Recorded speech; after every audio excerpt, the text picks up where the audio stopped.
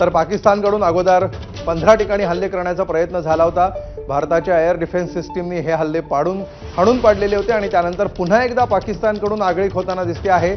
सध्या आपण बघतो आहोत या वर्तुळांमध्ये कशा प्रकारे पाकिस्तानकडून आलेले ड्रोन्स जम्मू काश्मीरच्या परिसरामध्ये घिरट्या घालतायत। जम्मू काश्मीर परिसरावर हल्ला करण्याचा पाकिस्तानने पुन्हा एकदा प्रयत्न केलेला आहे, मात्र यावेळी देखील हा प्रयत्न हाणून पाडण्यात आल्याचं कळतंय।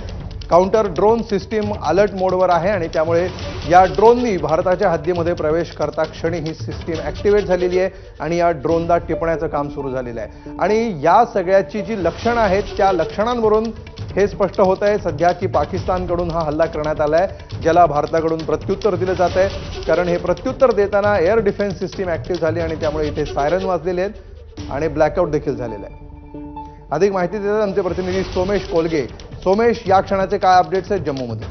नक्कीच पाकिस्तानकडून कुरापती सुरूच आहेत। आज पाकिस्ताननी जम्मूवर हल्ला केलेला आहे आणि जम्मूवर खूप मोठ्या प्रमाणावर ड्रोन आणि मिसाईल हल्ला करण्यात आल्याचं कळत आहे। पण प्रत्येक मिसाईल हे आतापर्यंत यशस्वीपणे आपल्या एअर डिफेन्स सिस्टीमनी टिपलेलं आहे आणि हवेतल्या हवेतच ते उडवून लावलेलं आहे। पण सध्याची परिस्थिती अशी आहे की जम्मूमध्ये पूर्णपणे ब्लॅकआउट करण्यात आलेलं आहे आणि सध्या एकूण परिस्थिती जम्मू मधली संवेदनशील आहे। तसेच देशभरातल्या सर्वच ठिकाणी सगळ्यांना या सूचना देण्यात आल्या आहेत की प्रत्येकच ठिकाणी पाकिस्तान आता काहीही करू शकतं, अशा स्थितीमध्ये पाकिस्तान दिसतंय।